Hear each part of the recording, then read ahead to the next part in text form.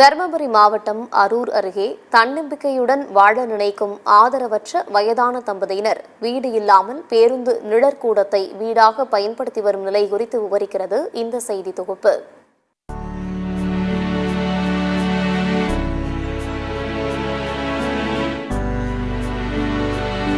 தருமபுரி மாவட்டம் அரூர் அடுத்த தீர்த்தமலை அருகே உள்ளது குறும்பட்டி கிராமம். இந்த கிராமத்தில் அமைந்துள்ள பேருந்து நிழல் குளத்தில் ஈரோடு பகுதியைச் சேர்ந்த ஆதரவற்ற வயதான முருகன் கண்ணகி தம்பதியினர் சுமார் 2 வருடங்களாக தங்கி வாழ்ந்து வருகின்றனர். ஆதரவற்ற வயது முதிர்ந்த தம்பதியினரின் துயரங்களை அறிந்த கிராம மக்கள் உணவு, பெட்ஷீட், கட்டில் போன்ற பொருட்களை வழங்கி உதவியாக இருந்து வருகின்றனர். ஆனால் மழை காலங்களில் பெரும் சிரமத்திற்கு உள்ளாகி வருவதாக அவர்கள் வேதனை தெரிவிக்கின்றனர். தன்னுடைய உடல் ஒத்துழைப்பு அளித்தவரை ஈரோடு பகுதியில் தினந்தோறும் கூலி வேலைக்கு சென்று பிழைப்பு நடத்தி வந்ததாகவும், தனக்கு சொந்தமான இடத்தை விற்று தன்னுடைய மனைவி கண்ணம்மாவின் சிகிச்சைக்காக பயன்படுத்தியதாகவும், ஆனால் காலப்போக்கில் கையில் இருந்த சொற்ப காசும் செலவழிய எங்கு சென்று பிழைப்பது, எங்கு தங்குவது என தெரியாமல் தீர்த்தமலையை நாடி வந்ததாகவும் தெரிவித்தார் முதியவர் முருகன்.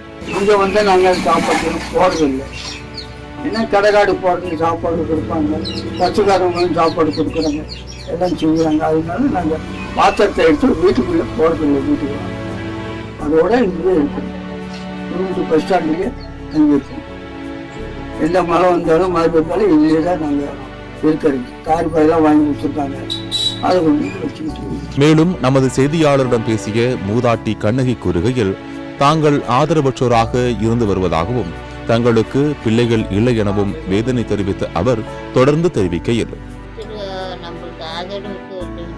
யாரும் இல்ல, உங்க பசங்க எதனா இருக்கலாம், நீங்க 2 பேர் அங்க என்ன வேலை செஞ்சுட்டு இருந்தீங்க? ஈரோட்ல கலர் வேலை. 2 வருடமாக பேருந்து நிழல் கூடத்திலேயே அக்கம் பக்கத்தில் உள்ள மக்களின் ஆதரவுடன் தங்கி வருவதால் இந்த கிராமத்தை விட்டு வெளியே செல்ல விருப்பம் இல்லை எனவும், முதியோர் இல்லத்திற்கோ அல்லது ஆதரவற்றோர் ஆசிரமத்திற்கோ சென்று தங்குவதற்கும் விருப்பம் இல்லை என கூறும் இவர்களை வேறு இடத்திற்கு அனுப்புவதற்கு இங்குள்ள மக்களும் விரும்பவில்லை. அந்த பாட்டிக்கு ஒரு கை ஒரு கால் வரதில்லை, திடீர்னு கீழே விழுவாங்க, போறவங்களும் எழுப்பி விடுவாங்க, நாங்களும் தூக்கி விடுவோம். இந்த பஞ்சாயத்துல 2 வருஷமா இருக்கிறதுனால இவங்களுக்கு எங்க அக்கம் பக்கங்கிறவங்க எல்லாம் நல்லா ஒத்துழைப்புனால இவங்களுக்கு நல்லா பிடிச்சிருச்சு இந்த இடம். அதனால இந்த ஏரியாவிலேயே பார்த்து அவங்களுக்கு மழை வந்தா நலையாம இருக்கிறதுக்கு ஒரு இடம் ரெடி பண்ணி கொடுங்க. சின்ன குடிசை வீடா இருந்தா கூட சரி ரெடி பண்ணி கொடுங்க. உங்களால் முடிஞ்ச உதவி செஞ்சு கொடுங்க.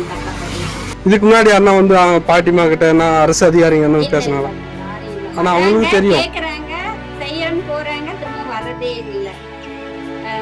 முடிஞ்ச அளவுக்கு கரண்டாஸ்காரம் ஹெல்ப் பண்ணிட்டு தான் இருக்காங்க, எல்லாம் ஸ்டெப் எடுக்கிறாங்க. கரெக்டான இதுவே கிடைக்கல அவங்களுக்கு. ஏதோ நீங்களாவது கொஞ்சம் எடுத்து அவங்களுக்கு மழையில் நனையாத அளவுக்கு ஒரு சின்ன குடிசை கொடுத்துருங்க. உணவுக்காக யாரிடமும் கையேந்தி நிற்காமல் கிராம மக்கள் கொடுக்கும் உணவு பொட்டலங்களை மட்டும் வாங்கி உணவருந்தி உயிர் வாழ்ந்து வருகின்றனர் ஆதரவற்ற முதிய தம்பதி. 3 வேளை உணவு கிடைத்தாலும் காலை, இரவு என 2 வேளை மட்டுமே இவர்கள் உணவுகளை உட்கொள்கின்றனர். யாரையும் தொந்தரவு செய்யாமல் தங்களுக்கு உதவி புரிந்த மனிதர்களை ஒருபோதும் மறக்காமல் இருந்து வருகின்றனர் ஆதரவற்ற இந்த தம்பதியினர். ஆதரவற்ற இந்த தம்பதியினர் இருவரும் ஒன்றிணைந்து வாழ்வதற்கு பஞ்சாயத்து நிர்வாகம் சார்பில் ஒரு சிறிய அளவிலான இடத்தை ஒதுக்கி அதில் ஒரு குடிசை வீடோ அல்லது சிறிய அளவிலான காங்கிரீட் வீடோ கட்டி கொடுத்தால் அவர்களுக்கு வரும் மழை காலத்தில் உதவியாக இருப்பது மட்டுமல்லாமல் அவர்கள் வாழ்வதற்கான வழியை ஏற்படுத்தும். எனவே தமிழக அரசு மற்றும் மாவட்ட நிர்வாகம் ஆதரவற்ற இந்த தம்பதியினருக்கு வீட்டை கட்டி கொடுப்பதற்கு கோரிக்கை வைத்துள்ளனர் ஆதரவற்ற தம்பதியினருக்கு ஆதரவாக இருக்கும் கிராம மக்கள்.